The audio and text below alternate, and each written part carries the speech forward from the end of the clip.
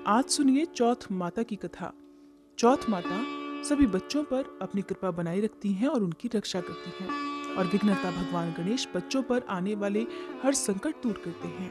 इसलिए जो भी भक्त आज के दिन उपवास रखते हैं या किसी कारण से उपवास ना भी रख पाए, उन्हें शाम के समय इस कथा को अवश्य ही पढ़ना या सुनना चाहिए। पौराणिक कथा के अनुसार एक बार एक सेठ सेठानी थे। उनका एक बेटा और बहू भी थे। बहू सबको भोजन कराकर फिर स्वयं भोजन करती। उनकी एक पड़ोसन भी थी जो ऐसी थी कि रोज पूछती कि बहू आज क्या बनाया खाया, तो बहू कहती ठंडो बासी। एक दिन पति ने उसकी ये बात सुन ली तो पति सोचने लगा कि वो तो रोज ताजा और गर्म खाना खाती है, फिर ऐसा क्यों कहती है। तो उसके पति ने ऐसा सुनकर विचार किया कि आज तो पकवान बनाकर जाएं, फिर देखते हैं कि मेरी पत्नी पड़ोसन से क्या कहती है। तब उसने अपनी पत्नी से कहकर तरह तरह के पकवान बनवाए और घर के सभी लोगों ने एक साथ बैठकर भोजन किया। भोजन करने के बाद उस दिन भी पड़ोसन ने पूछा कि बहू आज क्या बनाया खाया, तो बहू पहले की तरह कहने लगी ठंडो बासी खाया। सेठ के लड़के ने सोचा हो न हो कोई बात तो जरूर है जिससे मेरी पत्नी रोज ऐसा ही कहती है। तो उसने एक दिन अपनी पत्नी से पूछा कि तुम रोज पड़ोसन को ठंडो बासी खाया ऐसा क्यों कहती हो, जबकि हम सब ने तो एक साथ बैठकर आज कई तरह के पकवान खाए। तो उसकी पत्नी कहने लगी हम सब जो खा रहे हैं वो हमारे बाप दादाओं की कमाई है। जिस दिन आप कमा कर लाओगे उस दिन मैं समझूंगी कि हम ताजा भोजन कर रहे हैं। अब एक दिन लड़के ने माँ से कहा कि माँ मैं एक बड़े शहर में कमाने के लिए जा रहा हूँ। माँ बोली बेटा हमारे पास तो इतना धन है कि खाए नहीं खाए जाएगा। तो माँ के मना करने पर भी बेटे ने खुद कमाने का दृढ़ निश्चय कर लिया। जाते समय अपनी पत्नी से कहने लगा मैं जब तक कमाकर बहुत सारा धन लेकर ना लौट कर आ जाऊं तो तब तक चूल्हे की आग बुझने मत देना। एक दिन चूल्हे की आग बुझ गई तो वह मन ही मन घबराने लगी कि कहीं मेरे पति पर तो कोई संकट नहीं आन पड़ा। जल्दी से पड़ोस में से आग लाकर चूल्हे में रख दूं, ऐसा मन में सोचकर वह पड़ोस में गई। वहां पड़ोसन चौथ माता का व्रत पूजन कर रही थी। पड़ोसन ने कहा थोड़ी देर में आकर आग ले जाना। बहू ने पड़ोसन से पूछा आप चौथ का ये व्रत क्यों करती हो, इससे क्या फल मिलता है। पड़ोसन कहने लगी चौथ माता के इस व्रत को करने से अन्न धन और लक्ष्मी मिलती है, अपनी मनोकामना भी पूरी हो जाती है, पति पर और बच्चों पर आया संकट भी दूर हो जाता है। पड़ोसन से व्रत की सारी विधि पूछकर कथा के बारे में जानकर अब बहू ने भी अगली बार से चौथ माता का व्रत रखना शुरू कर दिया। दीवार पर चौथ माता बनाई। उस दिन घी गुड़ का चूरमा बनाकर रात को चंद्रमा को अर्घ देकर भोजन किया। ऐसा करते करते बहू को बहुत दिन बीत गए। वो हर दिन अपने पति को याद किया करती। एक दिन चौथ माता ने बहू के पति को सपने में आकर कहा कि साहूकार का बेटा तू जागे कि सोवे, तेरी पत्नी घर में तुझे बहुत याद कर रही है, घर जाकर उसकी चिंता दूर कर।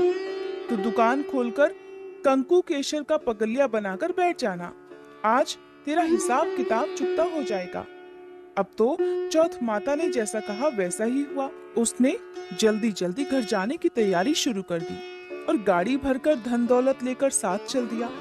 रास्ते में एक बड़ा सा काला नाग फन फैलाए हुए बैठ गया और कहने लगा आज तो मैं तुझे डसूंगा, छोड़ूंगा नहीं, आज तेरी उम्र पूरी हो गई है।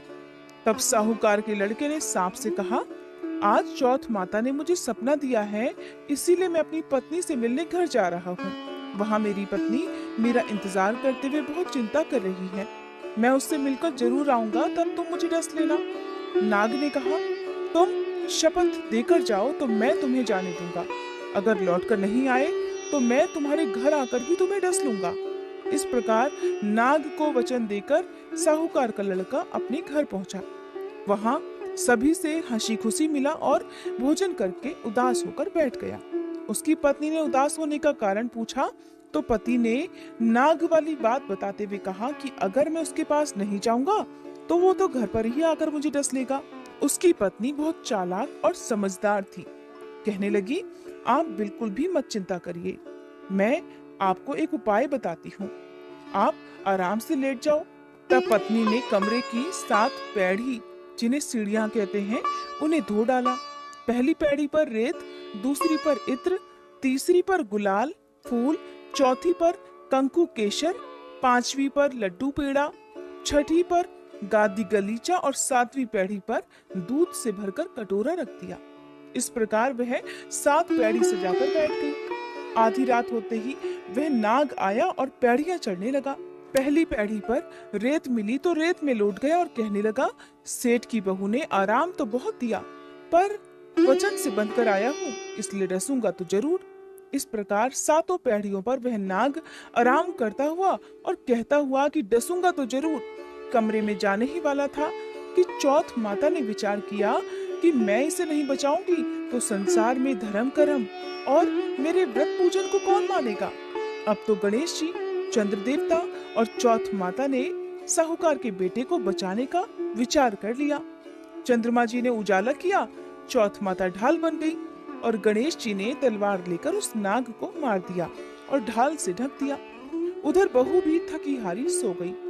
दिन हुआ तो लोग बेटे से मिलने आए, परंतु बहू बेटा तो उठे ही नहीं थे। बहुत देर हो गई तो माँ उन्हें उठाने के लिए गई। माँ ने 7 पैड़ियों पर जो कुछ देखा तो बहुत घबराई और बेटा बहू का आवाज लगाई। बेटा बहू उठे तो देखा कि एक ढाल तलवार वहां पर पड़ी है। अब ढाल उठाई तो वही ढाल के नीचे काला नाग मरा हुआ पड़ा है।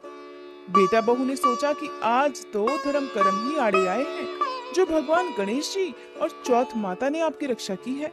हे चौथ माता, आपने जैसे सेठ के बेटे बहू की रक्षा की, वैसे ही सबकी रक्षा करना। कहते को, इस कथा को सुनते, हुंकारा भरते को सभी की रक्षा करके सभी की मनोकामनाएं पूर्ण करना। प्रेम से बोलिए चौथ माता की जय। अब सुनिए विघ्नहर्ता भगवान गणेश की कथा, क्योंकि बिना गणेश भगवान की कथा के चौथ माता का ये व्रत और कथा अधूरी रहती है। पौराणिक कथा के अनुसार एक समय की बात है, विष्णु भगवान का विवाह लक्ष्मी जी के साथ निश्चित हो गया। विवाह की तैयारियां होने लगी। सभी देवताओं को निमंत्रण भेजे गए, परंतु गणेश जी को अलग से निमंत्रण नहीं दिया। कारण चाहे जो भी रहा हो, अब भगवान विष्णु की बारात जाने का समय आ गया। सभी देवतागण अपनी अपनी पत्नियों के साथ विवाह समारोह में सम्मिलित हुए। उन सभी ने देखा कि गणेश जी कहीं दिखाई नहीं दे रहे। तब वे आपस में चर्चा करने लगे कि क्या गणेश जी को न्योता नहीं भेजा है या स्वयं गणेश जी आए ही नहीं हैं। सभी को इस बात पर आश्चर्य होने लगा। तब सबने मिलकर विचार किया कि क्यों ना विष्णु भगवान से ही इसका कारण पूछ लिया जाए। तब वे विष्णु भगवान के पास गए और कारण पूछा। तब कारण पूछने पर विष्णु भगवान ने बताया कि हमने गणेश जी के पिता भोलेनाथ को तो न्योता भेजा है। अगर गणेश जी अपने पिता के साथ आना चाहते तो आ जाते, अलग से न्योता देने की कोई आवश्यकता भी नहीं थी। दूसरी बात यह है कि उन्हें खाने में 1.25 मन मूंग, 1.25 मन चावल, 1.25 मन घी, 1.25 मन लड्डू का भोग दिन भर चाहिए। यदि गणेश जी नहीं आएंगे तो कोई बात नहीं, और वैसे भी दूसरे के घर जाकर इतना ढेर सारा खाना पीना अच्छा भी तो नहीं लगता। वे सभी अभी बातें कर ही रहे थे कि किसी एक ने उन्हें सुझाव दिया कि अगर गणेश जी आ भी जाएं तो उन्हें द्वारपाल बनाकर बैठा दिया जाएगा और कह देंगे कि आप घर की देखभाल करना, क्योंकि आप तो चूहे पर बैठकर धीरे धीरे चलोगे तो बारात से बहुत पीछे रह जाओगे। सबको ये सुझाव पसंद आ गया। तब विष्णु भगवान ने भी अपनी सहमति दे दी। अब होना क्या था, विवाह के लिए बारात चलने ही वाली थी कि इतने में ही गणेश जी वहां पर आ गए और उन्हें सुझाव के अनुसार समझा बुझाकर घर की रखवाली करने के लिए बैठा दिया गया। बारात चल दी। तभी वहां पर देवर्षि नारद वीणा बजाते हुए नारायण नारायण करते हुए पधारे। उन्होंने देखा कि गणेश जी तो दरवाजे पर ही बैठे हुए हैं। तब उन्होंने मुस्कुराते हुए गणेश जी से उनके रुकने का कारण पूछते हुए कहा कि क्या बात है गणेश जी, आपको विष्णु भगवान अपनी बारात में लेकर नहीं गए? तो गणेश जी कहने लगे कि विष्णु भगवान ने तो मेरा बहुत अपमान किया है और इस प्रकार मुझे द्वार पर रखवाली करने के लिए बैठा दिया है।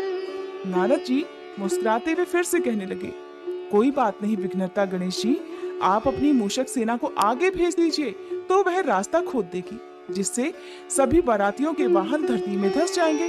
तब तो सम्मान पूर्वक उन्हें आपको बुलाना ही पड़ेगा। अब गणेश जी ने नारद जी के कहे अनुसार अपनी मूषक सेना जल्दी से आगे भेज दी और देखते ही देखते उनकी मूषक सेना ने आगे की सारी जमीन पोली कर दी। कुछ देर के बाद जब बारात वहां से निकली तो रथों के पहिए धरती में धंस गए। सभी ने बहुत कोशिश कर ली किंतु पहिए नहीं निकले। सभी ने लाख प्रयास करे परंतु पहिए तो निकले नहीं बल्कि कई जगह से टूट गए। किसी की समझ में नहीं आ रहा था कि अब क्या किया जाए। तब तो नारद जी कहने लगे, आप लोगों ने गणेश जी का अपमान करके अच्छा नहीं किया। यदि उन्हें मनाकर लाया जाए तो आपका ये विघ्न दूर हो सकता है और आपका कार्य भी सिद्ध हो सकता है। सभी को नारद जी का सुझाव पसंद आ गया। तब भगवान शंकर ने अपने दूत नंदी को भेजा और वे गणेश जी को किसी प्रकार समझा बुझाकर अपने साथ ले आए। अब गणेश जी का आदर सम्मान के साथ पूजन किया गया। तब कहीं जाकर रथ के पहिए निकले। अब रथों के पहिए तो निकल गए परंतु वे टूट फूट गए थे, तो उन्हें सुधारे कौन? तभी तो बारात आगे बढ़ती। पास के ही खेत में खाती काम कर रहा था। उसे बुलाया गया। खाती अपना कार्य प्रारंभ करने से पहले श्री गणेशाय नमः कहकर गणेश जी की मन ही मन वंदना करने लगा और फिर देखते ही देखते उस खाती ने सभी पहियों को ठीक कर दिया। तब खाती कहने लगा कि हे देवता गणों, आपने सबसे पहले गणेश जी को नहीं मनाया होगा और ना ही उनका पूजन किया होगा, इसीलिए तो आपके ऊपर ये संकट आया है। और हम तो मूर्ख अज्ञानी हैं। सबसे पहले गणेश जी की पूजा करते हैं, फिर उनका ध्यान करते हैं और तभी कोई कार्य का शुभारंभ करते हैं। लेकिन आप लोग तो देवतागण हैं, फिर आप भला गणेश जी को कैसे भूल गए? कोई बात नहीं, अब आप लोग भगवान श्री गणेश जी की जय बोलकर जाएं तो आपके सारे काम बन जाएंगे और कोई संकट भी नहीं आएगा। सभी को अपनी अपनी गलती का पश्चाताप हुआ और तब सबने गणेश भगवान का जय जयकार कर वहां से प्रस्थान किया। इस प्रकार विष्णु भगवान का लक्ष्मी जी के साथ विवाह संपन्न कराकर सभी सकुशल अपने अपने घर को लौट आए। ये थी संकष्टी चतुर्थी के दिन सुनी जाने वाली चौथ माता और विघ्नहर्ता भगवान गणेश की कथा।